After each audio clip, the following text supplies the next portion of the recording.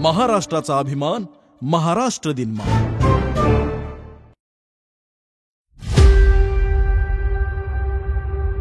सांस्कृतिक माध्यमातून हिंदू परंपरा रुजवायच्या समाजात. जे पाकिस्तान विलीन कराल तर मुस्लिमच वाटतील ना इथले, 1 कोटी माणसं मुस्लिम होतील. त्याच्यामुळे हिंदू राष्ट्र ही कल्पना अत्यंत चुकीची आहे, विघातक आहे. आणि 2018ला जे 18,000 आंदोलन झालं, देशमुळे अगोदर फ्रॉड होतं आंदोलन. मग तुम्ही राज ठाकरे उद्धव ठाकरे एकत्र येतात, तर मग त्यात एकनाथ शिंदे का नाही येणार? मग एकनाथ शिंदे गद्दार, मग राज ठाकरे पण गद्दार. तेच वाटतं. त्यामुळे मातीचा प्रश्न त्यात नाही, तो विचाराचा प्रश्न. फुले शाहू आंबेडकरांचं नाव घेऊन तेच राजकारण करतात, हिंदुत्वाचं राजकारण. आणि आता उठपटाच्या राजकारणाची संख्या 70 ते 80% आहे. महाराष्ट्रात काँग्रेस येऊ शकते.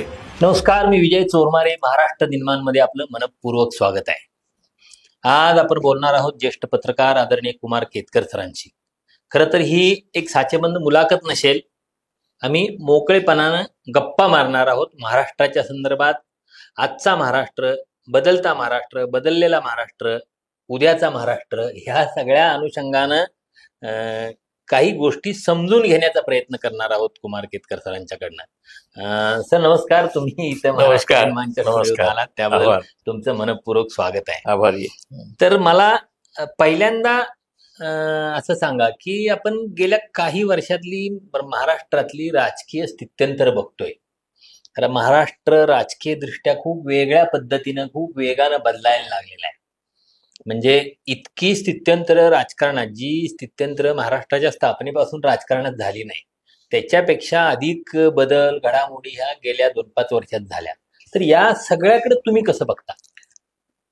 मला वाटतं या गेल्या 2-5 वर्षात झाल्या, याचं कारणच मुळी देशातल्या राजकारणात झालेले बदल. आणि त्यातला मुख्य बदल कोणता आहे तर गेल्या विशेषतः माझ्या मते 10 ते 12 वर्षामध्ये देशाच्या राजकारणाचा जो अजेंडा होता तो किती मतभेदांचा असला, भारतीय जनता पक्ष, कम्युनिस्ट, समाजवादी, काँग्रेस आणि काँग्रेसचं राज्य असलं तरी एक प्रकारची काही प्रमाणामध्ये एक समजूतदारपणा आणि काही मुद्द्यांबद्दल एकवाक्यता अगदी भाजप सकट सगळ्यांमध्ये होती. ही साधारणपणे घटना बदलायला लागली आहे ती 1990-91 नंतर. तर 90-91ला काय झालं तर तुला कल्पना असेल की अयोध्या हा मुद्दा मुळी नव्हताच अजेंड्यावरती. 45 साली ज्या वेळेला भारतीय जनता पक्षाने गांधीयन समाजवाद म्हणून स्वीकारला, त्यावेळेला चर्चा काय असेल देशात? कॉम्प्युटर असावा की नसावा, टेक्नॉलॉजी मिशन असावं की नसावं, त्यानंतर कलर टीव्ही किती प्रमाणात विस्तारावा, हे सगळे म्हटलं तर तसे सेक्युलर विषय, म्हणजे ह्याच्यात काही राजकारण नाहीये. आणि बाय ला सगळ्यांचं एकमत होतं. जरी अगदी सुरुवातीला त्यांनी विरोध केला कॉम्प्युटरला, भारतीय जनता पक्षानेही केला आणि कम्युनिस्टांनीही केला. प्रमोद महाजनांनी जाहीर मान्यच केलं की ती आमची चूक झाली. आणि नंतर कम्युनिस्टांनी अप्रत्यक्षपणे ते मान्य केलं. म्हणजे एक प्रकारची एकवाक्यता होती. मतभेद असूनही, तीव्र मतभेद असूनही सभ्यता सोडलेली नव्हती. 89 नंतर म्हणजे मुख्यतः 87 साली व्ही.पी. सिंगांनी पक्ष सोडल्यानंतर बोफोर्स आणि अयोध्या हे प्रश्न एकत्र आले. आणि एकत्र आल्यानंतर भारतीय जनता पक्षाने अयोध्या लावून धरला आणि डाव्यांनी बोफोर्स लावून धरला. पण त्यांची तथाकथित फ्लोअर मॅनेजमेंट लोकसभेत झाली आणि राजीव गांधींना अडचणीत आणण्यासाठी त्यांचं एकमत झालं, डाव्यांचं आणि भाजपचं. त्यावेळेला पहिल्यांदा हिंदू मुसलमान हा इश्यू अजेंड्यावर आला. आणि तुला आठवत असेल त्यावेळेला महाराष्ट्रामध्ये, म्हणजे आता मी मुंबईत होतो, मुंबईत पाहिलं मी, जागोजागी कॉर्नर मिटिंग्सना मंदिर वही बनाएंगेच्या घोषणा व्हायच्या, चळवळी व्हायच्या. पाठोपाठ त्यांच्या त्या समान नागरी कायद्याच्या चळवळी व्हायच्या. 370 बद्दल एवढं नव्हतं, पण समान नागरी कायदा आणि अयोध्या याच्याबद्दल होतं. तेव्हा वातावरणात असं घुमायला लागलं की आता राजकारणाचा मुख्य इश्यू हिंदू मुसलमान झालाय. आणि महाराष्ट्रात तो प्रामुख्याने होता. तामिळनाडूत नव्हता. आता मी पत्रकार होतो त्यावेळेला तर मी इकॉनॉमिक टाइम्स नंतर महाराष्ट्र इथं होतो. त्यावेळी मला सगळा देश पाहायला मिळाले त्या निमित्ताने. तामिळनाडूत नाही, केरळमध्ये नाही, अगदी कर्नाटकमध्ये सुद्धा नाही, आंध्र प्रदेशमध्ये नाही, कुठेही तो हिंदू मुस्लिम हा इश्यू नव्हता. तो फक्त होता महाराष्ट्र, गुजरात, मध्य प्रदेश, राजस्थान आणि थोडासा दिल्ली. बाकी देशात तो कुठेही नव्हता, पण या ठिकाणी होता. बिहारमध्ये सुद्धा नव्हता. आता हिंदू मुसलमान हा प्रश्न ज्यावेळेला महाराष्ट्रात पेटला त्यावेळी तुला लक्षात येईल महाराष्ट्राला ही एक जुनी ह्या टाईपच्या राजकारणाची परंपरा आहे आणि तिचा संबंध थेट गांधी हत्येशी जातो. आणि त्यामुळे गांधी हत्येनंतर जे दबलेले वर्ग होते की ज्यांना वाटायचं काँग्रेस चूक आहे, ते लोक जरी प्रत्यक्षात नथुरामवादी नसले तरी गांधींच्या विरोधी म्हणून हिंदुत्ववादी वळायला लागले. आणि गंमत म्हणजे तुला कदाचित लक्षात असेल काही समाजवाद्यांवरती सुद्धा तो परिणाम झालेला होता. बाळासाहेब ठाकरे एवढे मोठे नव्हते, त्यांची मर्यादा फार तुलनेने कमी होती, पण तरी सुद्धा हा मुद्दा जसजसा वाढायला लागला तसतसे बाळासाहेब ठाकरे प्रॉमिनंट व्हायला लागले महाराष्ट्राच्या राजकारणात. आज आपण शिवसेना म्हणजे शिवसेनेचे 4 घटक झाले आहेत. शिवसेना जरी म्हणत असलो तरी Shiv Sena was not so strong almost till 1998 किंवा 1999. शिवसेना होती, आवाज होता, बाळासाहेबांचा आवाज वाढत वाढत गेलेला होता 85 सालानंतर. पण हिंदू मुसलमान हा विषय आल्यानंतर महाराष्ट्राच्या राजकारणामध्ये ज्या भेगा पडत गेलेल्या आहेत त्या भेगा अजून पूर्णपणे बुजल्या गेलेल्या नाहीयेत आणि महाराष्ट्राच्या राजकारणाचं ते एक व्यवच्छेदक लक्षण झालेलं आहे. पण गंमत अशी आहे की हिंदू समाजाचं वैशिष्ट्यच असं आहे की ते तशा अर्थाने एकत्र येऊ शकत नाहीत ज्याप्रमाणे उत्तर प्रदेशात ते येऊ शकतात, महाराष्ट्रात नाही येऊ शकत. ह्याचं एक कारण असं साधं जातीवाचक बोलायचं तर महाराष्ट्रामध्ये ब्राह्मण वर्गाची लोकसंख्या 3-4% 3.5%. उत्तर प्रदेशात ती 20% आहे. आणि ज्याला फॉरवर्ड कास्ट म्हणतात त्यांची संख्या धरून त्यांच्याकडे जवळ 32-33% आहे. महाराष्ट्रामध्ये हा ब्राह्मणांचा प्रभाव जो होता तो प्रामुख्याने कुठे होता? नोकरशाहीमध्ये, मीडियामध्ये, पत्रकार म्हणजे एकूण पत्रकार आणि कशा अकॅडमिक वर्तुळांमध्ये हा ब्राह्मणांचा प्रभाव होता. आता त्यामुळे की सेंटर्स जी होती ती ब्राह्मणांच्या किंवा सवर्णांच्या ताब्यात होती. की सेंटर्स मंत्रालयातले सगळे बहुतेक सचिव, उपसचिव, मीडियामधले अनेक संपादक किंवा रिपोर्टर सुद्धा. आता हे सगळं वातावरण असल्यामुळे तो इश्यू आल्याबरोबर तो पिकअप ह्या वर्गाने केला. नोकरशाहीने केला, मीडियाने केला, ज्युडिशियरीने केला, अकॅडमिक्सने केला, एनजीओज मध्ये पण तो आला. आणि त्याच्यामुळे काय झालं, राजकारणाला पहिल्यांदा हे डायमेन्शन प्राप्त झालं. परंतु ते डायमेन्शन प्राप्त झाल्याबरोबर जातीचा प्रश्न पुढे आला. मग लोक म्हणायला लागले अरे कोण चालवतं हे सगळं? ते सगळं सवर्ण ब्राह्मण वर्ग चालवत आहेत. आता गंमत अशी आहे महाराष्ट्राच्या राजकारणाची, तू महाराष्ट्राचा प्रश्न विचारला म्हणून, महाराष्ट्रातल्या सगळ्या पुरोगामी चळवळी आहेत त्या ह्या ब्राह्मणांनी सुरू केलेल्या आहेत. बरोबर. समाजवादी पक्षाचे सगळे नेते ब्राह्मण, कम्युनिस्ट पक्षाचे बहुतेक सगळे नेते ब्राह्मण, एवढं काय शेकापत सुद्धा काही ब्राह्मण होते. आता त्याच्यामुळे म्हणजे आपल्याला लक्षात येत नाही पण जे पुढे कम्युनिस्ट झाले किंवा काँग्रेसमध्ये आले ते सगळे पुढारी पूर्वी शेकापत होते. बरोबर आहे. यशवंतराव चव्हाणांच्या काळामध्ये. आता म्हणजे आणि असं जे सगळं राजकारण फिरायला लागलं त्याच्यात एकदम हा जातीचा प्रश्न आल्यानंतर हळूहळू त्या जातीचं पॉलिटिक्स व्हायला लागलं. आत्ता जे तुला महाराष्ट्रामध्ये दिसतंय वातावरण ते आयडिओलॉजी नाहीये, कास्ट सोशॉलॉजी आहे. आता कास्ट सोशॉलॉजी म्हणजे जातीय समाजकरण किंवा समाजाचं विश्लेषण आणि आयडिओलॉजी वैचारिक, त्यामुळे वैचारिकता संपली. कशी तरी ती राजीव गांधींपर्यंत टिकून राहिली होती. म्हणजे त्यावेळेला समाजवाद या शब्दाला अर्थ होता, कम्युनिझमला सुद्धा अर्थ होता, गांधीयन विचार असणं याला मान्यता होती समाजामध्ये, विनोबा भावेंना महत्व होतं. नंतर ते महत्वच गेलं आणि त्याच्यानंतर तुम्ही बायनरी झालंय हिंदू मुसलमान आणि त्या बायनरीला छेद द्यायला लागले ते हे जातीचे घटक. त्यामुळे आत्ता जे समाजाचं असं पूर्ण विस्कटले पण दिसतंय ते विस्कटले पण absence of ideology and rise of micro caste identities. तुला आठवतंय त्या नागपूरमध्ये मोर्चा निघाला होता महादेव कोळी का कुठच्या त्या, आणि जवळ 108 लोक गोवारींचा 108 लोक मेले होते त्याच्यात. त्याचा हंगामा नाही झाला कुठे एवढा.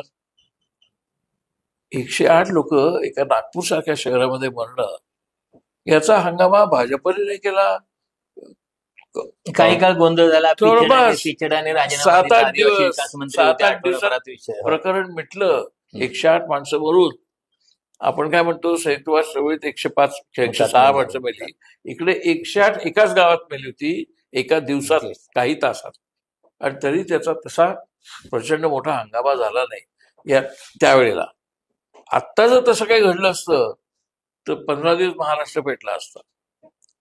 याचं कारण असं की आता कास्ट आयडेंटिटी, जातीय अस्मिता, धर्मीय अस्मिता आणि काही प्रमाणात भाषिक अस्मिता अशा उफाळून आल्या आहेत. कारण विचारसरणीचं राजकारण संपलेलं आहे, धोरणांचं राजकारण संपलेलं आहे. आता तंत्रज्ञान, टीव्ही, कॉम्प्युटर वगैरे वगैरे याच्यावरती भर देण्याच्या ऐवजी टीव्ही, कॉम्प्युटरच्या मदतीने अस्मिता कशा वाढवायच्या. पण आता मला तुम्ही हे धार्मिक अस्मिता, जातीय अस्मिता, भाषिक अस्मिता महाराष्ट्राच्या वतीने म्हणता, पण मला अनेकांना अनेकदा प्रश्न पडतो, यातल्या म्हणजे निवडणुकीच्या काळात धार्मिक अस्मिता तीव्र असतात, निवडणुका संपल्यावर किंवा थोड्या जातीय अस्मितावर येतात, मग कधीतरी भाषिक अस्मिता येतात. नेमक्या कुठल्या अस्मितेवर आपण अधिक पुढे? आता धार्मिक अस्मिता ही महत्वाची झालेली आहे गेले काही वर्ष. त्या मनाने भाषिक अस्मिता तेवढी नाहीये.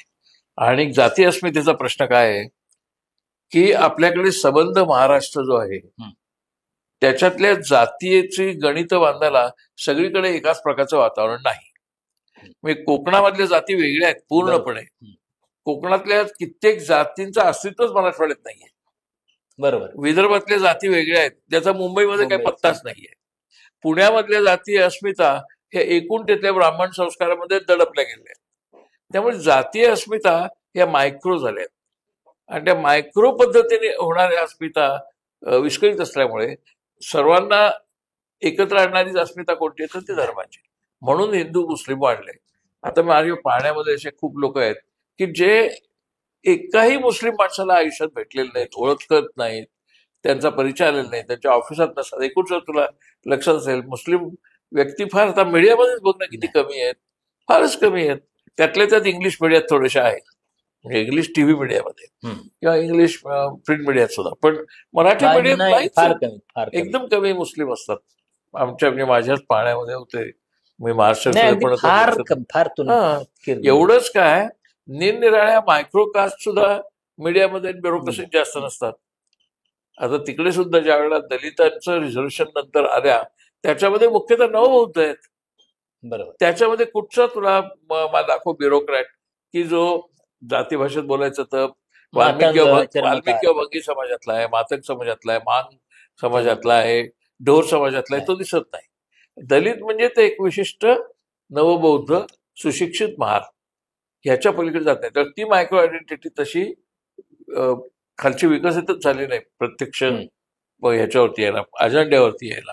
आणि त्यामुळे महाराष्ट्राचं राजकारण असं आत्ता दूध फाटावं तसं पूर्णपणे फाटलेलं आहे. त्यामुळे आता ज्या लोकांना अनुभव यशवंतराव चव्हाणांपासून ते अगदी 1990 पर्यंत आहे त्यांना आत्ताचं महाराष्ट्राचं राजकारण म्हणजे राजकारण नाहीच आहे असं वाटतं. म्हणजे ते अक्षर फाटलेलं राजकारण आहे पूर्णपणे.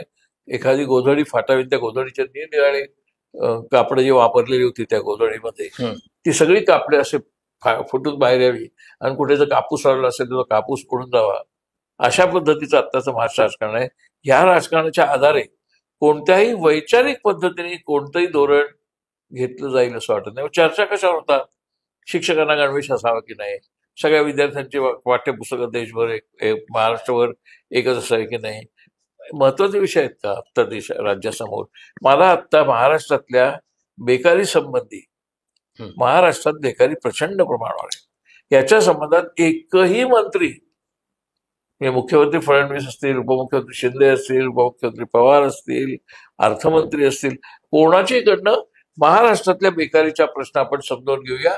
ही आकडेवारी आहे, ग्रामीण ही आहे, शहरी ही आहे, सुशिक्षितांमधली ही आहे, अर्ध सुशिक्षितांमधली आहे, डॉक्टरांची आहे, इंजिनियर, काही चर्चाच नाही, डेटाच सांगत नाहीत. बरं जो काही तुमच्याकडे डेटा असेल तो सांगा, त्याला तुमचं उत्तर काय ते सांगा. चर्चा कसले, तू टीव्ही जर पाहिलास, आली बघतच नाही टीव्ही, पण जर पाहिलास तर तुला इथे खंडोबाची जत्रा भरली, तिकडे एकविराची जत्रा भरली, इकडे जत्रा आहे, तिकडे याचा उत्सव आहे, इकडे तुळजापूरचा उत्सव आहे. जवळजवळ 3/4 बातम्या हे युद्ध सुरू होण्यापूर्वी ह्या सगळ्या निरनिळ्या जत्रा, निरनिळ्या उत्सव ह्याच्या तरी असतात या पद्धतीच्या. किंवा सिरियल जर तू पाहशील तर प्रत्येक सिरियलमध्ये सगळ्या बायका हरताळका करत असतात, वटपौर्णिमा करत असतात, हळदी कुंकू करत असतात, मंगळागौरी करत असतात. सगळ्या सिरियल्समध्ये असे सगळे सण चालू असतात किंवा सत्यनारायणाच्या पूजा चालू असतात. म्हणजे त्या सिरियलला सुद्धा गोष्टीचा आकार नसतो.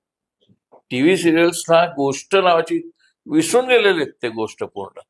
कारण ते हे सगळं दाखवायचं, कारण तो त्यांना त्या पद्धतीने सांस्कृतिक माध्यमातनं हिंदू परंपरा रुजवायच्या समाजात. तो जाणीवपूर्वक केलेला निर्णय, अजाणता झालेला नाही, ती कोणतीही गोष्ट अजाणता झालेली नाही. आणि मग ते विस्कटून टाकलेलं जे आहे ते तसंच ठेवायचं. कारण विस्कटलेल्या सामाजिक स्थितीमध्ये आपलं राजकारण पुढे ढकलता येतं, हा आत्मविश्वास या उटपटांग राजकारणी मंडळींना आलाय. आणि आता उटपटांग राजकारण्यांची संख्या 70 ते 80% आहे. त्यामुळे आमच्यासारखे जे लोक आहेत, ज्यांनी संयुक्त चळवळीत लहानपणी पाहिले, नंतर यशवंतरावांचा काळ पाहिलाय, नंतर सगळं वसंतदादांचं पण पाहिलाय काळ, सगळा विलासरावचा पाहिलाय, त्यांना हे आत्ताच म्हणजे मला आठवतच नाही वसंतदादा विलासरावांनी जातीचे उल्लेख नाही केले. वसंतदादांना कोणी महाराष्ट्रात मराठा म्हणून ओळखत नव्हतं, विलासरावांना कोणी मराठा देशमुख म्हणून ओळखत नव्हतं. ते नंतर सुरू झालं 90 नंतर. हे सगळं 90 नंतरचं आहे, पण त्याचा पूर्ण आविष्कार हा 2014 नंतर अधिक. म्हणजे महाराष्ट्र फुले शाहू आंबेडकरांचा महाराष्ट्र म्हटला जायचा. म्हणजे इथं भारतीय शिवसेना असेल, भारतीय जनता पक्ष असेल, त्यांचा हिंदुत्वात रुजायला वाढायला वेळ लागले. पण आता तो व्यवस्थित एका बऱ्यापैकी पीकला पोहोचलेला आपल्याला दिसतो. फुले शाहू आंबेडकरांचं नाव घेऊन तेच राजकारण करतात, हिंदुत्वाचं राजकारण करतात. आणि त्यामुळं एक दुसरी गोष्ट मला लक्षात येते, तुमचं त्या संदर्भात मला मत हवंय की महाराष्ट्राचा गायपट्टा गोबरपट्टा झालाय का आता पूर्ण झालाय की अजून तो काही बाकी आहे? पूर्ण नाही झाला, नाही पूर्ण गायपट्टा झाला नाही. म्हणजे आपण अजून उत्तर प्रदेशच्या पातळीवरती गेलेलो नाहीये. म्हणजे ते काय झाल्यावर, काय केल्यावर आपण त्या पातळीवर नाही, त्याचं कारण काय माहितीये का, की अगदी भारतीय जनता पक्षाचे, अगदी राष्ट्रीय संघाचे जरी लोक असली तरी त्यांना माहिती आहे इथे धोंडोकेश्वर कर्वे होते, इथे रघुनाथ कर्वे होते, इथे आगरकर होते, इथे महात्मा फुले होते, इथे शाहू महाराज होते. तो वारसा त्यांना असा फेकून देता येत नाहीये. ती परिस्थिती उत्तर प्रदेशात नाहीये. उत्तर प्रदेशात शाहू फुले कर्वे तर सोडूनच दे, कोणीच नाहीये तिथे. मध्ये शाहू महाराजांचं राजकारण इथून नेलं, पण तिथं मूळ तिथं स्थानिक पातळीवरती जे त्यांचं पुरोगामी राजकारण होतं, ज्या काळात प्रेमचंद होते लेखक म्हणून, होतं तिथे. पण ते प्रामुख्याने काय होतं, ते सुशिक्षितांमधलं राजकारण होतं किंवा लोहियांचं राजकारण मुलायम सिंगांनी ज्या पद्धतीने. त्याच्यानंतरचा जो वर्ग आहे त्या वर्गामध्ये हिंदुत्व तिकडे रुजणं अगदी स्वाभाविक होतं. त्या अर्थानं तो गायपट्टा झाला. महाराष्ट्र त्या अर्थाने गायपट्टा झाला नाही, कारण इकडे अगदी विदर्भात गेला असताना तुला तुकडोजी महाराजांनी मुख्य संस्कार जो आहे, संस्कार पातळीवरती, राजकीय पातळीवरती नव्हे, सामाजिक संस्कार जो आहे तो ह्या सगळ्या महाराष्ट्राच्या परंपरेचा आहे. ती परंपरा मात्र महाराष्ट्रभर होती. म्हणजे पंजाबराव देशमुखांचं विदर्भात असेल, तुकडोजी महाराजांचं असेल, मराठवाड्यातली सगळे संत परंपरा आहे. संत परंपरा बिलकुलच जातीत नाहीये ना कोणत्याही. त्यानंतर अगदी पुण्यामध्ये सुद्धा अस्सल प्रतिगामी ब्राह्मण जरी असला तरी त्याला म्हणावं लागतंच ना, धोंडोकेश्वर कर्वे, आगरकर आणि सगळं. ते काही कोणी ब्राह्मणवादी नव्हते, जरी ब्राह्मण होते तरी.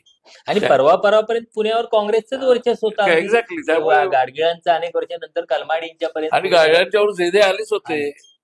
त्याच्यामुळे तसं वातावरण नव्हतं. जरी जाती होत्या, उपजाती होत्या, छोट्या जातींच्या वरती अस्मिता होत्या, नाही असं नाही. आत्ता म्हणजे फक्त तोच इश्यू आहे, कारण विचारसरणी आणि धोरण हे आता कोण धोरणावरती कुठे चर्चा आहे, कोणत्याही धोरणाबद्दल चर्चा नाही. आता एक तुला आठवत आहे, 73-74 दुष्काळ पडला महाराष्ट्रात. 72चा दुष्काळ म्हणतात, हॉरिबल दुष्काळ जो म्हणतात तो त्याला सेंचुरीज ड्राऊट म्हणतात.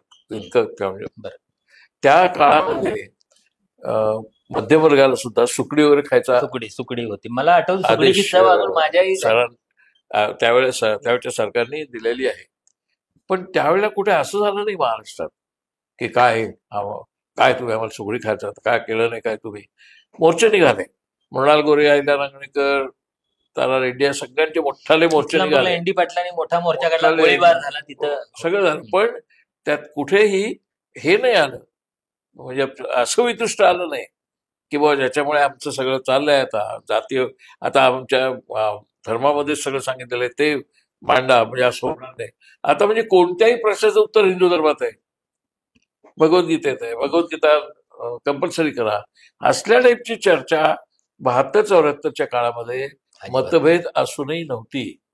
आणि म्हणून मला सिंहासन कादंबरी जी अरुण साधूची ती भविष्यवेधी वाटते. कारण ती लिहिले त्यांनी 76-77 मध्ये, ज्या वेळेला हे वातावरण नव्हतं, राजकारण होतं, मतभेद होते, स्पर्धा होती. पण जेवढी स्पर्धा सिंहासन आपल्याला दिसते तेवढी अजून ती सुरू व्हायची होती. त्याच्या आतमध्ये साधूंनी सिंहासन एक प्रकारे भविष्यात काय होणार आहे ते सांगितलं. माझ्यामध्ये आत्ता सिंहासन जास्त व्हायलेलं आहे त्याच्या त्या वेळेपेक्षा.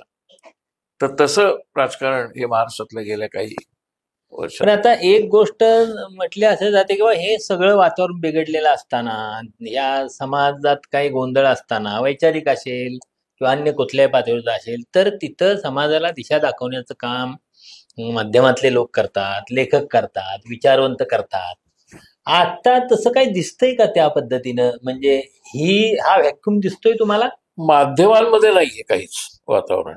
म्हणजे वर्तमानपत्रांमध्ये अपवाद काही सोडले तर वर्तमानपत्रांमध्ये विचारसरणी, भूमिका, तत्वज्ञान याच्यावरती लिहिणारी तर नावं घेणं बरोबर आहे की नाही माहिती. त्यामुळे लोकसत्ता मध्ये असतात ह्या चर्चा, फिलॉसॉफीची चर्चा असते.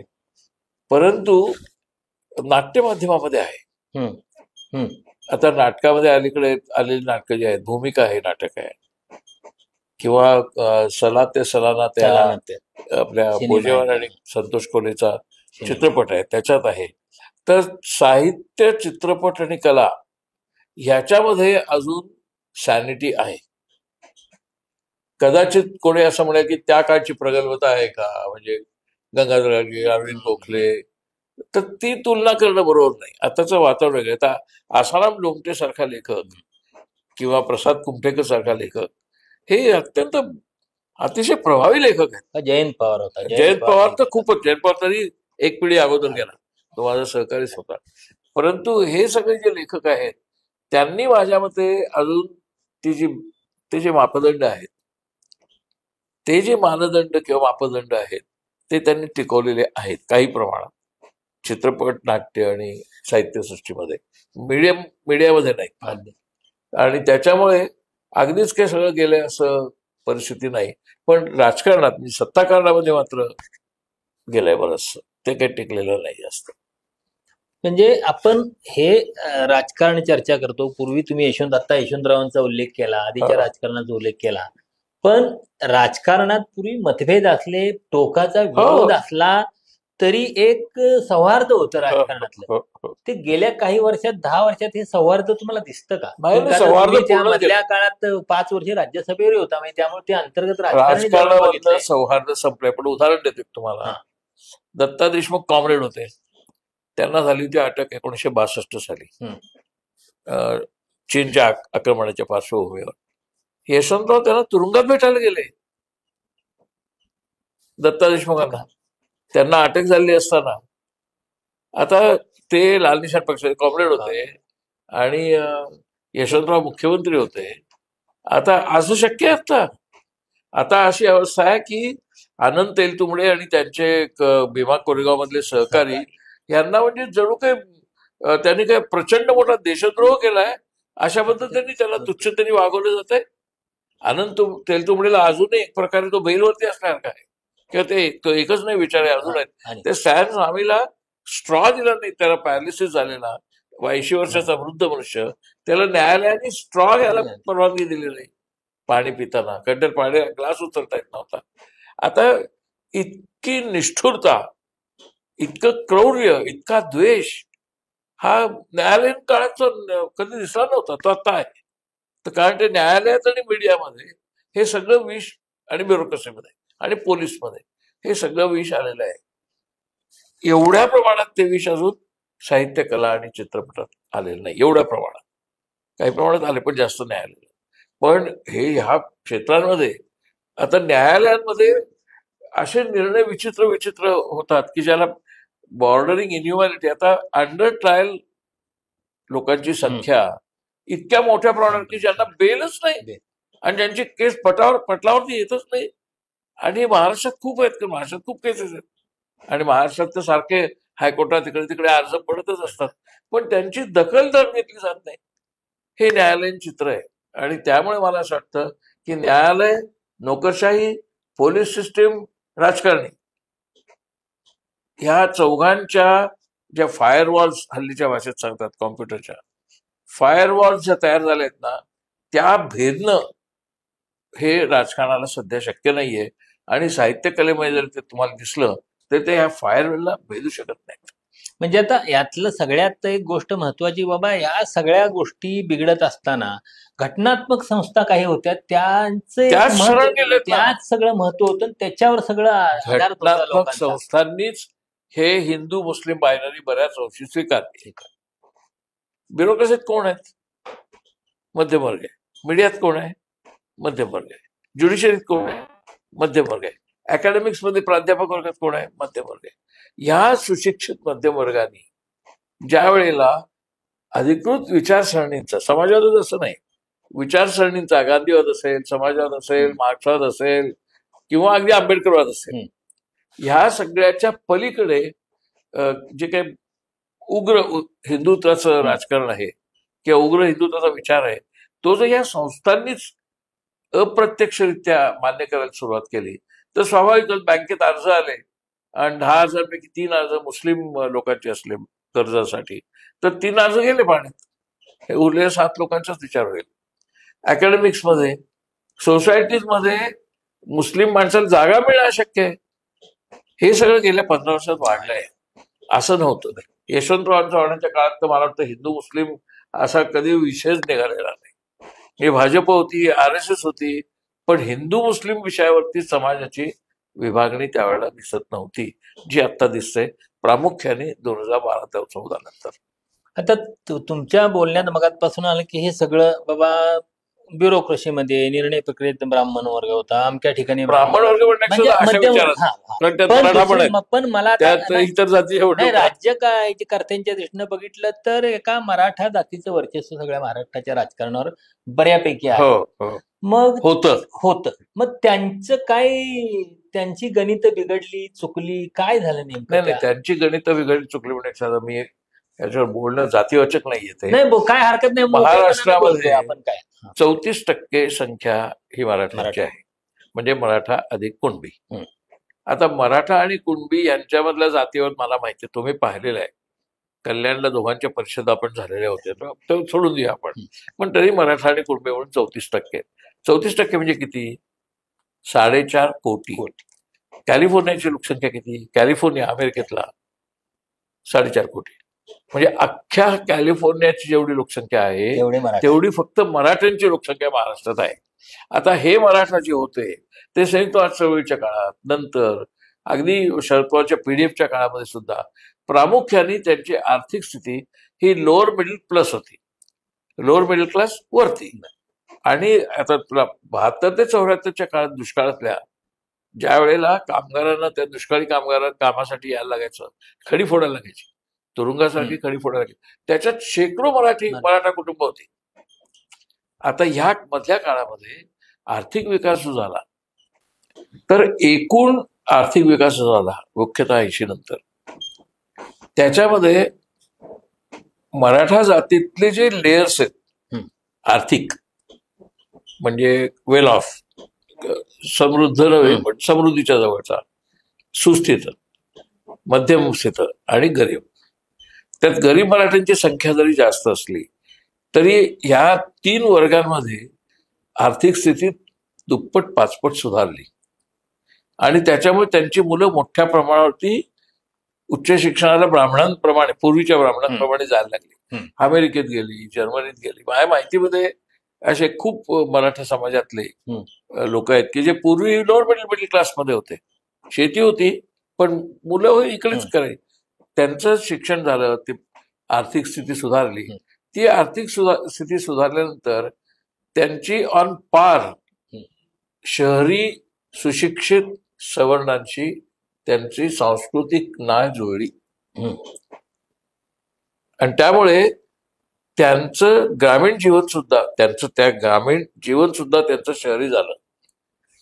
त्यांच्या कार्स असतील, त्यांचे ड्रेस असतील, त्यांची भाषा बोलण्याची असेल, त्यांचा मॅनरिझम असेल, त्यांचं मुंबईला आल्यानंतर सहज 5 स्टार हॉटेलमध्ये जाणं असेल, हे सगळं जे झालंय हे 80-90 नंतर झालंय. कारण ती आर्थिक स्थिती सुधारली. ती तथाकथित समृद्ध किंवा सुस्थित सवर्ण शहरी लोकांच्या बरोबर गेली. मग ती आर्थिक स्थितीबरोबर तो विचार पण जातो. ज्या वेळेला त्या तिथल्या सवर्ण वर्गाने हिंदुत्व स्वीकारला त्यावेळेला तो फॅशनेबल झाला. मग तो ट्रेंड झाला हल्लीच्या भाषेत आणि मग तो ट्रेंड इकडे पण जसा आहे तसा आला. आणि मग गावांमध्ये सुद्धा जर तिथला प्रतिष्ठित मनुष्य हिंदुत्ववादी बोलतोय तर तथाकथित बिनप्रतिष्ठित सुद्धा तेच भाषा बोलायला लागला. त्यामुळे आता ग्रामीण आणि शहरी असं काही राहिलं नाही फार. किंबहुना आता ज्याला सोशॉलॉजीमध्ये रुर्बनायझेशन असं म्हणतात, रुर्बनायझेशनच्या काळामध्ये म्हणजे rural portion behaving like urban but actually infrastructure wise they are rural. तर त्या रुर्बनायझेशनच्या प्रकरणामध्ये शहरातला जो डॉमिनंट विचार आहे विशेषतः सुस्थित वर्गाचा, तो आपण स्वीकारला तर आपण त्या पातळीवर जातो प्रतिष्ठितपणाच्या. हे रुजलं आणि मग हिंदुत्वात तिथे पण आला. त्यामुळे आत्ता जातीचं जरी म्हटलं तरी मराठा समाज हा सर्व एकाच वर्गीय स्थितीत नाही आणि त्यामुळे त्यांच्यामध्ये वेगवेगळे विचार होऊ शकतात. नाहीतर मला तुम्ही सांगा, यशवंतराव चव्हाणांच्या काळात शेकाप होता आणि यशवंतरावांची काँग्रेस होती आणि तरी त्यांचं नंतर यशवंतरावांनी शेकापच बरोबर घेतला पूर्ण. म्हणजे तसं काही मराठा समाजात अशी डिव्हिजन झालेलं नाही. आता ह्याच्यामध्ये काही 60-70 मराठा मोर्चा निघाले मोठाले, त्याचे विशेषतः 3rd and 4th लेअरचे मराठा त्यांचे असतो आणि वरच्या मराठीचा पाठिंबा होता मराठा जातीमुळे, पण लेअर तो होता. तर त्याच्यामुळे मला असं वाटतं की समाजाचं जातीयकरण जे होतं ते त्याच्या पलीकडे जाऊच शकत नाहीये. मराठा समाजाला आपली आयडेंटिटी टिकवायची तर अगेन सून ब्राह्मण, पण त्यांची तर आता जीवनशैली त्यांच्यासारखी व्हायला लागली. त्याच्यानंतर सुशिक्षित आणि समृद्ध दलित, त्यांची जीवनशैली आता तशीच व्हायला लागली. त्यामुळे आता कधी नव्हे ते लोकांना आवडत नाही वर्गीय भाषा, पण आता वर्गीय पद्धतीने एकजुटी होत आहेत आणि त्याला मायक्रो किंवा छोट्या जातीच्या अस्मितेची जोड देऊन ते पाळलं जाते. त्यामुळे त्या गमतीवर का महाराष्ट्र विस्कटलेला आहे, कारण बाजूनी जाती अस्मिता पाळायचीच आहे. प्रत्यक्ष व्यवहार वर्गीय आहे, व्यवहार वर्गीय, अस्मिता जातीय आणि त्याच्यामुळे तो जुळत नाही ते बरोबर. आणि त्यामुळे शरद पवार, अजित पवार आणि हे सगळे मराठा हे सगळे एकत्र काय येऊ शकत नाहीत, जाती पातळीवर येऊ शकत नाहीयेत. बरं ते हिंदुत्ववादी नाहीयेत अजून तरी. अजित पवारांनी RSS कडे जाऊन नमस्ते सदा वत्सले म्हटलेलं नाही, जरी ते भाजप बरोबर असले तरी. आणि त्याच्याचमुळे त्यांना सगळ्यांना आत्मविश्वास वाटत नाही भाजपवाल्यांना. कोणत्याही महाराष्ट्रातल्या नॉन ब्राह्मणाचा पण वाटत नाही, पण भाजपला विश्वास नाही वाटत की आपली RSS हेडक्वार्टर इथे आहे. पण त्यामुळे इथला आपला समाज आपल्या बाजूला, नागपूरचा नाही महाराष्ट्रातला, हा आत्मविश्वास भाजपला अजून नाही. RSSला 100 वर्ष होत आलेली आहेत आणि त्यांचं गाजावाजा की काय कार्यकर्ते आहेत, काय शिस्त आहे, काय त्यांचं एकूण सगळं आहे, त्याच्यामुळेच ते निवडून येतात. अशी पुस्तकं लिहिली जात आहेत की भाजप का निवडून येते, तर त्यांची शिस्तबद्ध कार्यकर्त्यांची फौज आहे. हे सगळं बकवास आहे. कारण जर ही शिस्तबद्ध कार्यकर्त्यांची फौज असेल, जरी असेल अशी फौज, तर मग 84 साली 2च जागा मिळाल्या. फौज आहे ना, मग यातले यांचेच आई वडील होते ना तेव्हा. व 84 साल सुद्धा 91 तारीख किती मिळाल्या, थोडे जास्त मिळाल्या. म्हणजे त्यावेळेला तोच राजीव मुद्दा गांधी मला वाटतं. हे जे सांगतात आम्ही 370 कलम रद्द केलं, हा आम्ही राम मंदिर, हे आश्वासन दिली, ही काही लोकांची मागणी मागणी नव्हती. नव्हती. का तर हे 80 बसणे यांच्या मागणी त्यावेळी नाकारलेला आहे. हा यांचा अजेंडा होता. हा आणि म्हणून ते जे म्हणतात की आमचं संघटना आहे, पॉवरफुल आहे, तसं काही नाहीये. हे वर्गीय पातळीवरती आता राजकारण बदललेलं आहे आणि त्यांना त्या स्वतःच्या जाती अस्मिता सांभाळून ते वर्गीय राजकारण करायचे. ह्याच्यात जो तणाव आहे, म्हणजे स्ट्रक्चरल इंजिनिअरिंग मध्ये जसं म्हणतात की मशीन आहे, उत्तम चाललंय, पण एक कुठेतरी तो हे गेलेला आहे, एक कुठेतरी ती गेलेली फळी की जी काढल्याशिवाय ते मशीन पुन्हा सुरू होणार नाही. तसं आपल्या महाराष्ट्रात झालेलं आहे. जाती अस्मिता आणि समाजाचं वर्गीय वागणं.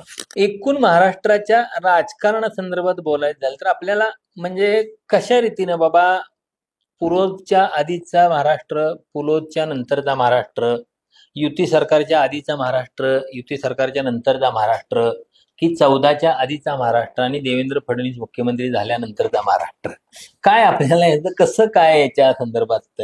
1978 मध्ये पोलोद आली शरद पवारची. फंडामेंटली राजकारण काही बदललं नाही. जरी पुलोदमध्ये जनसंघ आला, त्यावेळेस जनसंघ होता, त्यावेळेस भाजप नव्हती, त्यावेळेला जनता पक्षात होता, म्हणजे जनसंघ स्वतंत्र नव्हता. तर जनसंघ जनता पक्षात होता आणि जनसंघ इकडे जॉईन झाला पुलोदमध्ये. तरी जनसंघाने ऍक्सेप्ट केली की महाराष्ट्राची लाईन कोणती, तर ती आहे शरद पवारांनी सांगितले. शरद पवारांनी कोणती लाईन सांगितली, तर साधारणपणे महाराष्ट्राचं राजकारण जे स्वातंत्र्योत्तर काळातलं आहे तेच त्यांनी सांभाळलं. पुलोदमध्ये त्यांनी काही राजकारणाचा ढाचा किंवा राजकीय विचारसरणी बदलली नाही. पुलोदमध्ये 80 साल आलं, त्यांचं सरकार गेलं, पण तोच ढाचा ज्याला म्हणतो आपण, तो तसाच राहिलेला आहे. त्यामुळे पुलोदनंतर राजकारण बदललं असं मी म्हणणार नाही. राजकारण बदलायला मी सांगितल्याप्रमाणे 89-90 साल आहे, तेव्हापासून बदललंय. आणि तेव्हापासून बदललं म्हणजे कधी बदललं, तर 92 साली ज्या मुंबईला दंगल झाली 92ला, म्हणजे बॉम्ब स्फोट आणि दंगल, त्याच्यानंतर तो हिंदुत्वाचा ठप्पा वाढायला लागला महाराष्ट्रातला. हिंदुत्वाद म्हणजे आता जे श्रेयवादाची महाराष्ट्रातली लढाई आहे, बाळासाहेब ठाकरेंनी शिवसेनेनं तीव्र आणला महाराष्ट्रात, हिंदुत्वाद आणण्याचं काम केलं की भाजपनं केलं? भाजपनेच केलं, बाळासाहेब ठाकरेंनी नाही केलं. बाळासाहेब ठाकरेंनी घोषणाबाजी केली. बाळासाहेब ठाकरेंच्या, अरे माझ्या आठवणीमध्ये रमेश प्रभूची निवडणूक एक ठीक आहे, जनसंघ हवा अशी घोषणा होती आणि बाळासाहेब ठाकरे खासगीमध्ये जे काही भाजपबद्दल बोलायचे, त्यांनी संबंध तोडतील त्यांना ते कळलं. तर इतकी टिंगल टवाळी करायचे त्या अडवाणीची सुद्धा आणि वाजपेयीची सुद्धा. मी तर बोलणं बरोबर नाही, कारण ठाकरेंची सभा तुला माहितीये, भाषा ऐकून कशी चालते. मी त्यांच्यावर अनेक गप्पा मी मारल्या, सुधीर गाडगे यांनी मारल्या. ते जे काही भाजपच्या बद्दल बोलायचंय ते भाजपवाल्यांना अजिबात आवडणं शक्य नव्हतं. तुम्हाला एक संवाद मात्र सांगता येणार काय, प्रमोद महाजन मला भेटले, ते बाळासाहेब ठाकरेंकडे जाऊन आले. ते बाळासाहेब ठाकरे काय नाही, आम्ही तुमच्या त्या राष्ट्रपतीच्या उमेदवाराला विरोध करणार, आम्ही नाही पाठिंबा देणार, आम्ही काँग्रेसच्या उमेदवाराला देणार. दोनदा केलं त्यांनी सह. त्याने प्रणब मुखर्जीला दिला, प्रतिभा पाटीलला पण दिला. त्याची अगोदरची घटना सांगते. त्यांचं अगदी फाटायची पाळी आली होती. त्यावेळेला अडवाणींनी धमकी दिली होती शिवसेनेला किंवा आपले संबंध संपतील, अशी आठवत असेल तुला. तर त्यावेळेला प्रमोद महाजन ते त्यांच्यामध्ये समझोता घडवून आणायला तिकडे गेले. बाळासाहेब ठाकरेंकडे जाऊन ते मला भेटले. ते चालले ते परत दिल्लीला. तेव्हा तिकडचा एअरपोर्ट त्यावेळी एकच होता, आत्ताचा सहारा नव्हता.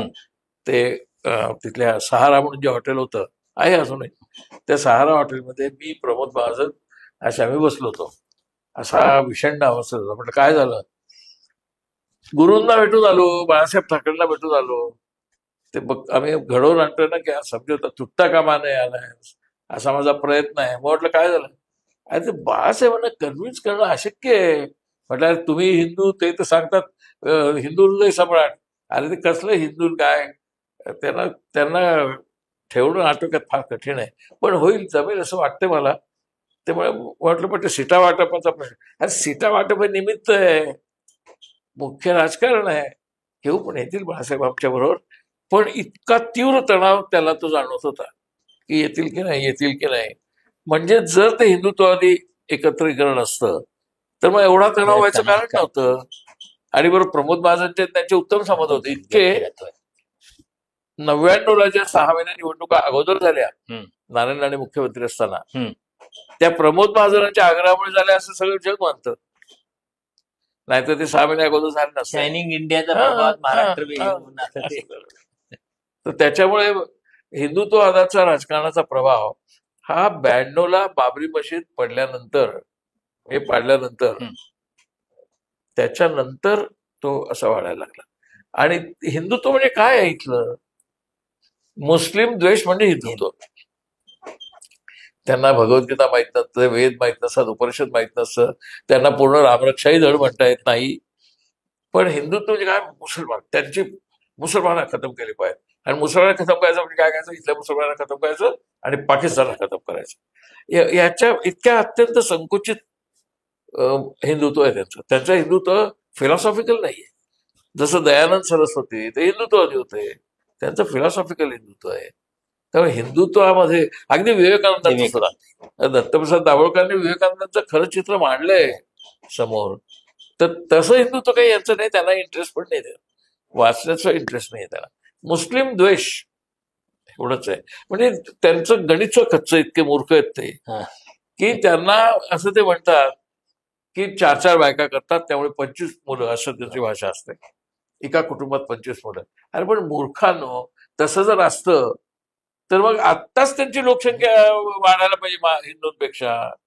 कारण त्या प्रत्येक कुटुंबाला 25 मुलं होणार, तुमचे पण ते- 2. पण हे तुला अधिक ते आता व्हॉट्सअपवर मांडतात आणि 2040ला मुसलमान पंतप्रधान होणार भारतात.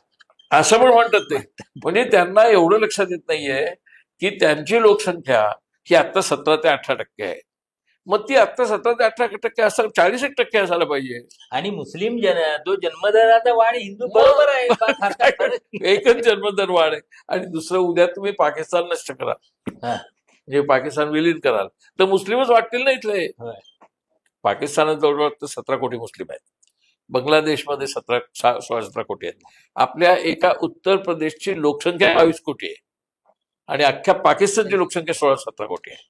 म्हणजे उत्तर प्रदेशची लोकसंख्या पाकिस्तानच्या लोकसंख्येपेक्षा जास्त आहे किंवा बांगलादेशच्या लोकसंख्येपेक्षा जास्त आहे. तर बांगलादेश आणि पाकिस्तान इथले सगळे मुस्लिम जर तुमच्या देशात आले तर तुमची 17 कोटी 19 कोटी माणसं मुस्लिम होतील. पण तुम्हाला त्याचं काय कळतं की नाही? गणित कळतं की नाही? काही पण काय नाही. मुस्लिम द्वेष म्हणजे हिंदुत्व, बाकी काही नाही. आणि ते वाढलंय, द्वेष वाढलाय, द्वेषाचं राजकारण वाढलंय, विचारसरणीचं नाही, धोरणांचं नाही. हा मुख्य घटक. नाही, मूळ मुद्दा परत हा दुसरा टप्पा झाला. 14च्या नंतर, आधीच्या 14च्या नंतरच्या हा परिस्थितीत- 14 नंतरचा आहे मुख्य. हा जो द्वेष, नाही, महाराष्ट्राच्या राजकारणाबद्दल मी म्हणतोय. याच्या पलीकडे एकूण महाराष्ट्राचं राजकारण 14च्या आधीचं, म्हणजे फडणवीस पूर्व काळ आणि फडणवीस नंतर. माझ्या मते असं काही करता येणार नाही. कारण फडणवीस त्याच राजकारणाचा प्रवाह चालवतात. 2014ला ते मुख्यमंत्री झाले. काय फरक होता? हेच राजकारण ते करत होते ना, हिंदुत्वाचंच राजकारण करत होते. त्यांच्याही बोलण्यामध्ये असा मुस्लिम द्वेष कधी कधी प्रत्यक्ष अप्रत्यक्ष येतच असतो. हे सगळं सुरू तेव्हापासून झालेलं आहे. आणि साधारणपणे त्याचा उगम, फडणवीस प्रकरणाचा उगम हा 2009 नंतर आहे. आणि 2011ला जे अण्णा हजारेंचं आंदोलन झालं, तेच मुळे अगोदर फ्रॉड होतं आंदोलन. त्या आंदोलन फ्रॉड होतं आणि त्याच्यामध्ये घुसले. आणि ते घुसल्यानंतर त्यांनी ते भ्रष्टाचार विरोध करून चढवला आवाज. आणि 2G स्पेक्ट्रम मध्ये एकही आरोपी नाही, कोणालाही अटक नाही. कोलगेटमध्ये एकही आरोप सिद्ध झाला नाही, कोणालाही अटक नाही. आणि आता तर सुरेश कमाडीच्या अख्ख्या टीमला निर्दोष ठरवून टाकलंय. आणि त्यावेळेला सुरेश कमाडीला मनमोहन सिंगच्या काळात अटक झाली स्पेक्ट्रम प्रकरणामध्ये. म्हणजे यांनी केवळ असं ढग निर्माण करायचे, त्याच्यात त्या धुक्यामधनं आपलं राजकारण पुढे करायचं. ते धुकं हिंदुत्वाच्या नावाने करायचं. कारण तुम्हाला दिसतच नाही ना पुढे काय आहे. नाही, भ्रष्टाचार विरोधातल्या लढाईचा सगळ्यात गमतीचा भाग, तुम्ही परवा दिवशीचा फोटो बघितला आहे गेल्या आठवड्यातला, तो राष्ट्रवादी अजित पवारांच्या पक्षाच्या कार्यक्रमाचा फोटो आहे. देवेंद्र फडणवीस मध्ये बसलेले आहेत. त्यांच्या एका बाजूला अशोक चव्हाण, अजित पवार, सुनील तटकरे, दुसऱ्या बाजूला नारायण राणे, ही सगळी म्हणजे त्यात सगळी मंडळी प्रत्येकावर देवेंद्र फडणवीसांनी भ्रष्टाचाराचे आरोप केले, कठोर आरोप केले, त्यांना अटक करायची मागणी केली. अशी सगळी मंडळी त्यांच्या अवतीभोवती होती आहे. ते मध्ये बसले अगदी होते. बरोबर. हो. म्हणजे त्यांचं एकूण आणि हे सगळं आहे ना युट्यूब वरती. आणि आता परवाचा फोटो आहे आणि ते सगळे त्यांचे आरोप आहेत. बैलगाडीभर पुरावे घेऊन विनोद तावडे आणि देवेंद्र फडणवीस गेलेले होते. भ्रष्टाचार विरोधी आंदोलन हे सगळं बघवा. सगळं ते आत्ता ते कळले, म्हणजे त्यांच्या भ्रष्टाचारा संदर्भातली भूमिका काय आहे ती अगदी बरोबर मुद्दा मांडला. एकूण स्पष्ट होते. खूप सगळं गमतीशीर हो. चाललेलं आहे. नाही तर माझ्या मते 2010 नंतर फडणवीस आहेत का नाहीत का मध्ये काँग्रेस आहेत का काय का म्हणजे अशोक चव्हाण होते, मग ते 26 आकडा झालं आणि ते सगळं बदल. पण ते सगळं माझ्या मते राजकारणाला कुठेही पोषक किंवा पूरक काहीही 2010 नंतर झालेलं नाही. 2009 पर्यंत ठीक होतं. तर त्याचं कारण सुद्धा काय, केंद्रात मनमोहन सिंग होते आणि त्यामुळे धोरण यायचं, ते धोरण मग महाराष्ट्रात सुद्धा यायचं. बरोबर. पण 2009 नंतर मनमोहन सिंगांचं सरकार वीक व्हायला लागलं आणि त्याच्यानंतर जे गेले आपल्या राजकारणाची नाळ तुटली ती परत सुधारली गेलेली नाही 2010 पासून, म्हणजे अण्णा हजारेच्या आंदोलनापासून. अण्णांचं आंदोलन 2011 एप्रिल. पण आता हे सगळं महाराष्ट्राचं बिघडलेलं जे काय दिसतं राजकारण, समाजकारण, हे काय दुरुस्तीची शक्यता तुम्हाला वाटते सध्या नाही, नजीकच्या काळात? नजीकच्या काळात नाही. म्हणजे याचं सगळ्यात जे माझ्यासारख्याला कारण दिसतं की राजकीय पक्षांनी किंवा राजकीय प्रमुख नेत्यांनी आयडिओलॉजीशी फारकत घेतली, ह्याच्याशी काय त्याचा संबंध आहेच, तोच आहे प्रश्न. आणि त्याच्यामध्ये सगळे स्वतःला पुरोगामी समजणारे किंवा स्वतःला उदारमतवादी समजणारे, काँग्रेस सकट सर्व सगळे, मी आता काँग्रेसमध्ये आहे, पण काँग्रेसने कशी थेट वैचारिक भूमिका घेऊन आता विरोध केलेला दिसत नाही. ते हळू करतात. ठीक आहे, म्हणा हर्षवर्धन सपकाळासारखा एक नवीन कोरा मनुष्य आलाय, तो आता थोडा आक्रमकपणे किमान बऱ्यापैकी काही मुद्दे घेऊन चालले. पण आता पवार सुद्धा म्हणजे जे शेवटी राहुल गांधी वाक्य बोललेच ना की आमच्याच पक्षामध्ये भाजपचा प्रभाव असेल किंवा भाजपची लाईन मांडणारे लोक इतके आहेत की त्यांना पहिल्यांदा हाकलल्याशिवाय. राहुल गांधी तर एक प्रकारे असं म्हटलंय की मला संघर्ष 2 पातळ्यांवरती आहे, आमच्याच पक्षाविरुद्ध पक्षांतर्गत संघर्ष आहे आणि बाहेरचाही आहे. माझ्या तर ते एकदम त्यांनी ओळखलेलं आहे की हा जो काही प्रभाव आहे प्रतिगामी सनातनी हिंदुत्ववादाचा प्रभाव, हा आपल्या पक्षातल्या लोकांना पण त्यांनी ओळखलाय. आता राहुल गांधींना राजकीय यश मिळो न मिळो, ते काही मर्यादित असो किंवा अगदी त्यांचा अपयश असो, पण राहुल गांधी एका राईट ट्रॅकवर आहेत आणि लाईन बदलत लाईनवर आहेत, हे तो याच्याशी तुम्ही सहमत आहात? पूर्णपणे मी यात्रेत होतो आणि कधी ते त्यांची विचारधारा त्यांनी कधी शरण नाही केली. विचारधारा फर्म आहे, त्यातला जो मूलभूत गांधीवाद आहे तो त्यांनी, आणि नेहरूवाद तो तसा ठेवला. नेहरूवादने विकासाचं राजकारण आणि गांधीवादने मूल्यांचं राजकारण. आता तुमचा एक तो अभ्यासाचा आणि किंवा तुमचा आस्थेचा विषय म्हणून मला नेहमी एक असं कुतूहल वाटतं, ते तुम्हाला तुमच्याकडनं समजून घ्यायचं आहे.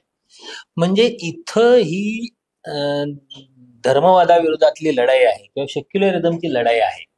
इतके सगळे भले भले गळपटले, भल्या भल्यांनी सोडून दिलं, पण सोनिया गांधी या बाई, त्यांचं मूळ कुठलं? इटलीतलं. तसं इथल्या मातीशी, इथल्या वैचारिक परंपरेशी याच्याशी काही देणं घेणं नाही, पण त्या तसूभरी त्या सेक्युलरिझमच्या मुद्द्यापासून त्या लढाईपासून हल्ल्या नाहीत. हे काय, याचं काय, कशात आहे? नाही, पण माझ्या मते मातीचं प्रकरण आहे ना, याचं मातीच्या प्रकरणाचा काही फारसा जास्त संबंध पण महत्वाचं आहे, पण ते मातीच्या प्रकरणावरनं काही ठरत नाही. एम.एन. रॉय म्हणून आपल्याकडचे जे होते त्यांना मेक्सिकोत त्यांनी क्रांती केली. एम.एन. रॉयनी क्रांती केली मेक्सिकोमध्ये, तिथे त्यांचा पुतळा आहे. त्यांचा काय त्या मेक्सिकोच्या मातीशी संबंध होता? काही नव्हता ना.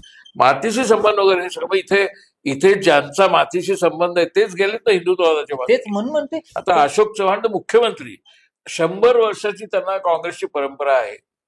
त्यांच्या वडिलांच्या शताब्दीला मी मुख्य पाहुणा आहे, नांदेडला गेलेलो आहे.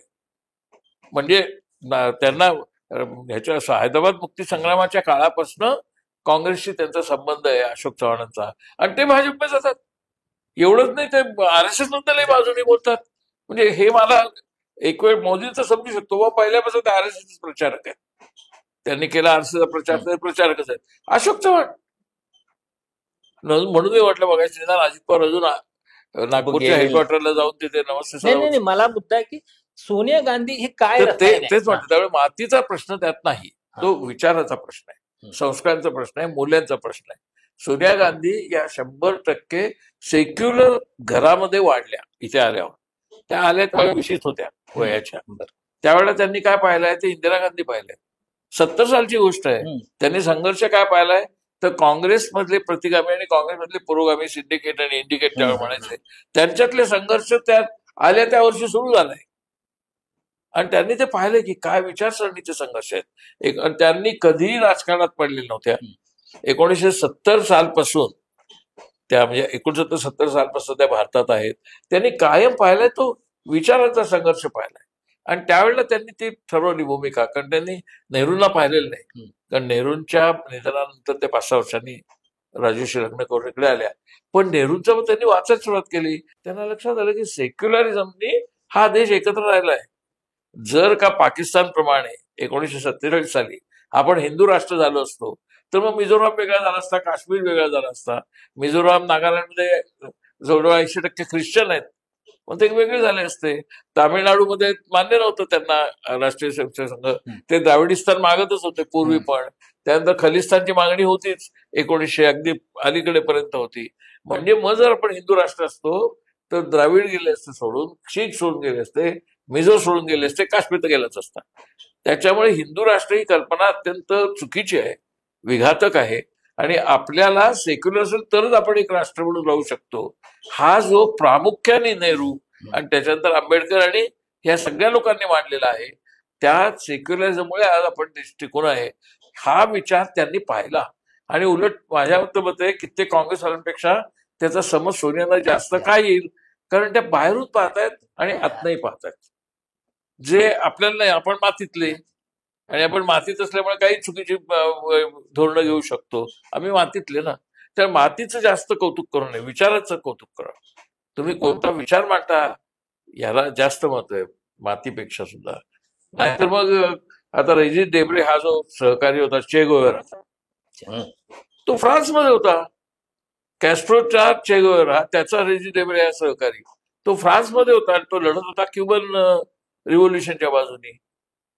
त्यामुळे ते मातीचं म्हटलं असं आपलं की आपली आत्मीयता असते मातीशी, समाजाशी. मातीयती म्हणजे समाजाशी, त्या आत्मीयतेचं कौतुक करा, पण त्याच्या आधारे राजकारण आपलं बरोबर आहे कारण मी त्या मातीतलं आहे असं नाही म्हणू शकत. पवारांच्या राजकारणाबद्दल काय वाटतं? म्हणजे आता पवार जे 2019ला किंवा नंतर अजित पवार फुटून जाताना सुद्धा नाही बीजेपी बरोबर तडजोड शक्य नाही असं म्हणणारे पवार काल परवापर्यंत असं म्हणतायत की दोन्ही ते पक्ष उभारणी दोन्हीकडचे लोक होते, त्यामुळे एकत्र यायचं का नाही निर्णय आता दोघांनी घ्यावा, नव्या पिढीने घ्यावा. ते थोडं डळमळीत झालं असं वाटतंय प्रकरण. मला वाटतं पवार आगतिक झालेत, डळमळीत झालं वाटत नाही. आता मी सांगतो खरं म्हणजे पवारांची बस 2-3 वेळा चुकली. 1996 मध्ये देवेगौड सरकार पडलं आणि गुजरात पंतप्रधान झाले. त्यावेळेला पहिल्यांदा पवारांचं नाव संभाव्य पंतप्रधान म्हणून आलं. पण त्यावेळेला व्ही.पी. सिंगांनी आणि त्यांच्या इतर मंडळींनी एकच अट घातली की पवारांना आम्ही पंतप्रधान म्हणून पाठिंबा द्यायला तयार आहोत, पण त्यांनी काँग्रेस सोडली पाहिजे. मग काँग्रेसची मला वाटतं काहीतरी मोठी निराळ्या लोकांची विचार करण्यासाठी एक डिनर मिटिंग बोलवली होती पवारांच्या घरी. मग अशी चर्चा दिल्लीमध्ये होती, मी त्या होतो, की आता पवार आज पक्षाचा राजीनामा घेतील आणि मग ते ग्रुप स्थापन करतील, एक अंतर्गत ग्रुप, आणि मग पीडीएफच्या नव्या फॉर्म्युल्यामध्ये पवार पंतप्रधान होतील. पुलोदाचाच फॉर्म्युला होईल ना, पवार पंतप्रधान आणि इतर सर्व पक्षातले लोक बरोबर. काहीच झालं नाही. माझ्या मते पवारने त्यावेळेला ती भूमिका घेतली. योग्य योग्य म्हणत नाही मी, पंतप्रधान पदाच्या पुरतं बोलतोय मी, तर तेव्हाच ते पंतप्रधान होऊ शकले असते. पण त्यांनी त्यावेळेला हे केलं. त्याच्याचप्रमाणे आता 2014 मध्ये त्यांना काय गरज होती फडणवीसांना बाहेरून पाठिंबा द्यायची? काहीच गरज नव्हती. पण पवारांनी कायम अशा पोझिशन्स घेतल्या की ज्या आत्मघातकी त्यांच्या व्यक्तिगत राजकारणाच्या दृष्टिकोनातून ठरल्या. त्या का झाल्या हे मला कळत नाही, पण त्याची गणितच चुकली. त्यांचं गणित सगळ्यात मोठं गणित त्यांचं चुकलं. त्यामुळे 1900 ह्यालाच म्हणजे निवडणुकीतच 2000 कुठची निवडणूक ज्यावेळेला त्यांना एकदम कमी जागा मिळाल्या. 1999ची निवडणूक 99ची पहिलीच निवडणूक मग ती पक्ष त्यांची स्थापनेची. एनसीपी झाली. त्यावेळी त्यांना पाहिजे तेवढं यश मिळालं नाही. इतकंच नव्हे, सीडब्ल्यूसी मध्ये आल्यानंतर त्यांच्या बरोबर फक्त 2च जण आले सीडब्ल्यूसी मधले संगमा आणि आणि तारिकांवर. तारिक अनवर. त्या तारिक अनवर परत काँग्रेसमध्ये आले आणि संगमा मेले आणि शरद पवार एकटेच राहिले. त्यामुळे आता काँग्रेसमॅन असलेले आणि एनसीपी स्थापन केलेले शरद पवार एकटे आहेत. बाकी मग नंतर कोण कोण कुठून आणले एनसीपी मध्ये माणसं, पण त्या मूळ भूमिकेशी एकटे शरद पवार आहेत. आता ती मूळ भूमिका काय, सोनिया गांधींनी पंतप्रधान होऊ नये अशी ती भूमिका. मग त्या भूमिकेनंतर सगळं 2004 ते 2014 ते सोनिया गांधी आणि मनमोहन सिंगांच्या कॅबिनेटमध्ये आहेत. त्यामुळे माझ्या मते पवारांनी आत्मघातकी निर्णय खूप केले आणि त्याला त्यांनी तात्कालिकीकरण ज्याला म्हणतात, म्हणजे फक्त तात्कालिक व्यवहारावरती राजकारण करायचं, विचारसरणीवर नाही करायचं. आता तू म्हणला सोनिया गांधी, आता सोनिया गांधी आता किती राजकीय दृष्ट्या वाईट अवस्थेत आहेत एका अर्थाने पाहिलं तर. काँग्रेसची अवस्था विशेषतः 14 साली, 19 साली परत आणि आता 24 साली काही फारसं झालेलं नाही. आणि परत त्यांच्यावरती एवढ्या केसेस लावल्या आहेत नॅशनल, पण त्यात जरा तसूभरही डगमगल्या नाही की आपण भाजप बरोबर कॉम्प्रोमाइज करू, काही नाही. मग पवारांनी का केलं असं? तर त्यांना तात्कालिक ते जे बरोबर वाटेल, म्हणजे तात्कालिक जे उपयोग ते करायचं.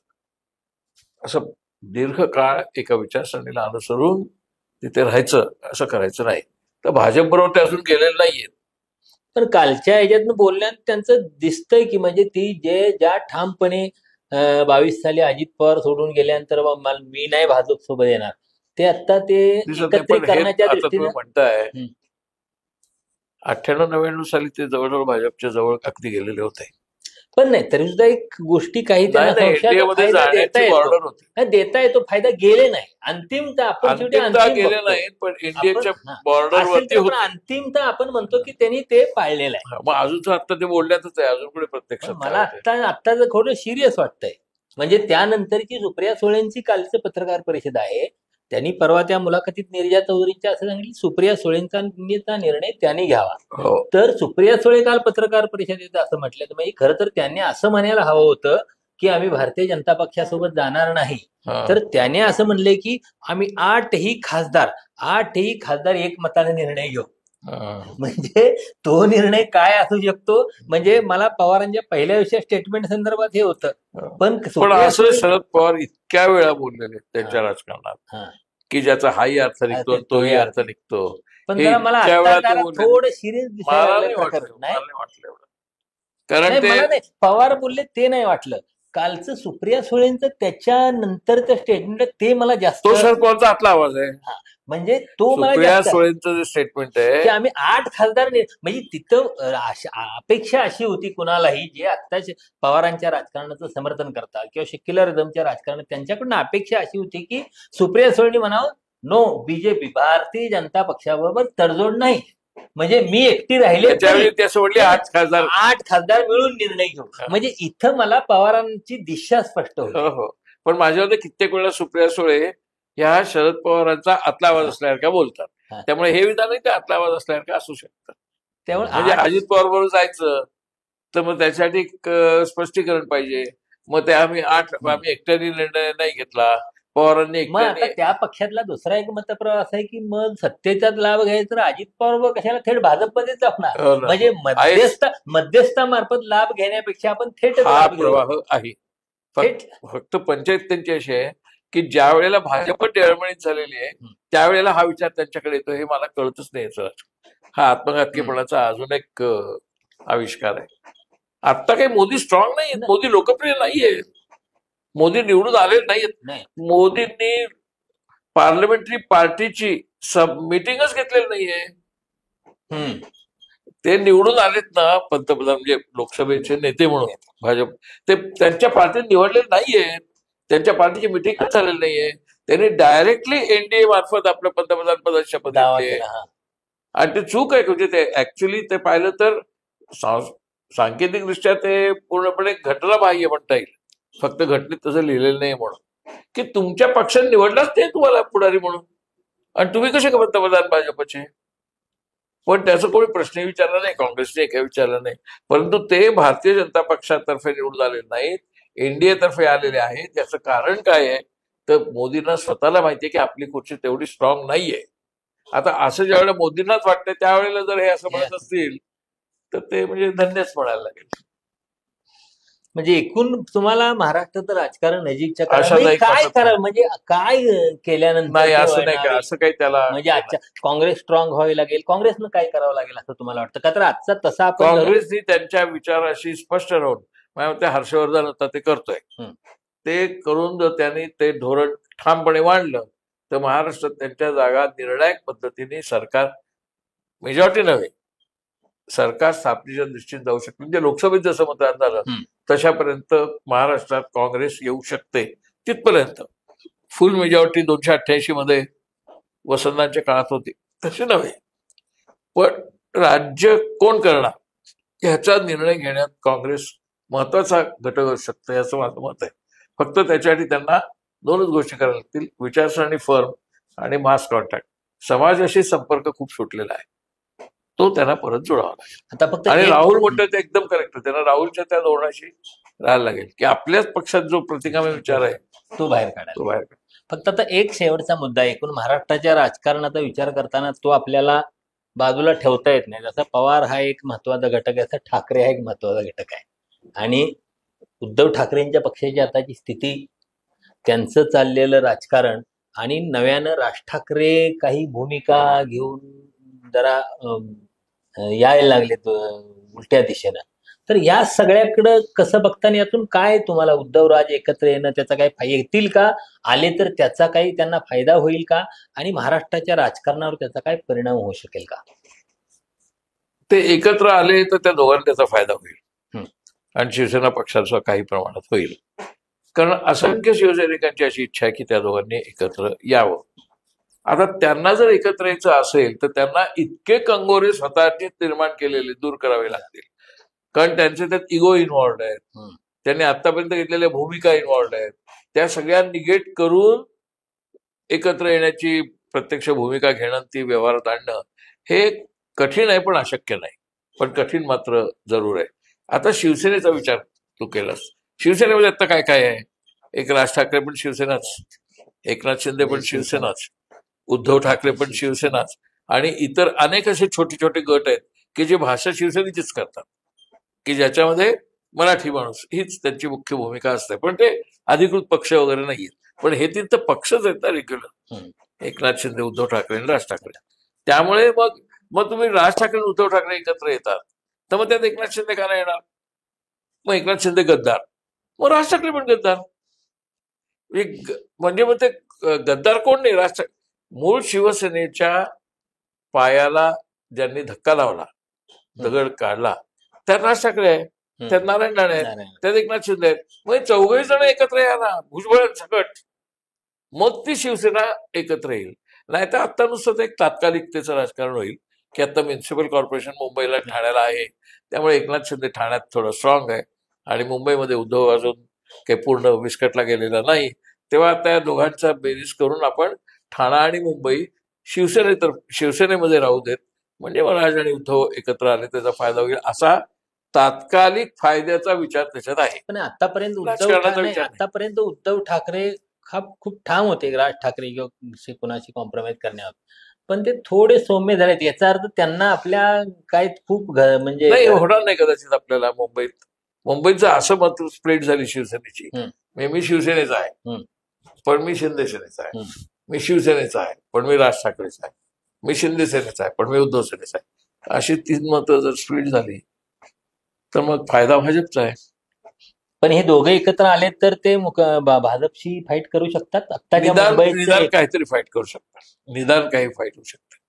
पण मग त्यांना भाजपला शत्रू ठरवावं लागेल, त्याची राष्ट्रीय तयारी आहे की नाही माहित नाही मला. हा तोच मुद्दा आहे. लढाई तुमची निवडणुकीत तुम्ही एकत्र आल्यावर कोणाशी आहे? काँग्रेसशी तर नाहीये. आता लढाई काँग्रेसशी नाही, पूर्वी ठीक होतं काँग्रेसशी लढाई. कारण राज ठाकरे आता त्या दिशेने चालले, त्याचं मला दिसलेलं व्यक्तीच्या कारण म्हणजे परवाच्या पाकिस्तानावरच्या हल्ल्यानंतर अख्ख्या देशात रॅशनल प्रतिक्रिया फक्त राज ठाकरेची आहे. म्हणजे सगळे त्या एका भावनिक ह्याच्यात म्हणजे सगळ्यांनी पण जे रॅशनल एकटा राज ठाकरे लक्षात रॅशनल ठेव. बोललेला पण ते 2-3 वेळा असं बोललाय तो पूर्वी. आहे. हा नाही पण आता या हा, परिस्थितीत या तो वातावरणात. या वातावरणात बोललाय त्यामुळे तो जरा थोडं बाजू बदलतोय असं दिसतंय मला. हो, पण त्याचं इतक्या वेळेला असं उलट पालट होतं म्हणजे तुकड्या तुकड्यांनी त्याला घ्यावं लागतं ते एकत्रित राज ठाकरे एकत्र असं नाही अवघड. होत. पण कॅपॅबिलिटी आहे की नाही आहे. हम्म. आता एकेकाळी काँग्रेस जेवढी टीका करत नव्हती मोदींवरती शहावरती, तेवढी त्याच्यावर त्याचं अनेक दशपट पटींचा जास्त प्रश्न घातला. टीका राज ते ठाकरे लावतो व्हिडिओ मध्ये. काय? केवढी चर्चा आहे बापरे. आणि आता एकदम मोदी आणि शहा, मग परत आता वेगळं. त्यामुळे त्याची क्रेडिबिलिटी कमी होते खूप. पण राज आणि उद्धव एकत्र आले, त्यांनी भूमिका घेतली की भाजप हीच थ्रेट आहे देशाला आणि अशा प्रकारचा हिंदू मुस्लिम देश चालणार नाही. पण तशी भूमिका राज घेऊ शकेल तर पुन्हा वाटत तो नाही. भोंगे बिंगे पुन्हा तो भलतेच मध्येच पुन्हा तो आता मला नाही वाटत कुठेतरी राज तशी जातो. भूमिका आता घेऊ शकेल. हम्म. गेली ती वेळ गेली. पण आता काय त्यांनी अगदी तात्कालिकतेचा विचार केला तर होऊ शकेल. तात्कालिकतेच्या विचारांनी काही आणि मग परत फुटू शकतात ते. असं आहे ना, समाजवाद्यांचं असं किती वेळा झालंय. झालेलं नाही, फक्त कम्युनिस्टांचा एकदा फुटला, हा नंतर नाही फुटला. तर केतकर साहेब तुम्ही इथं स्टुडिओत आला तर खूप छान गप्पा मारल्या. गप्पाच झाल्या तेवढं लक्षात ठेवा. तर त्याबद्दल धन्यवाद. धन्यवाद.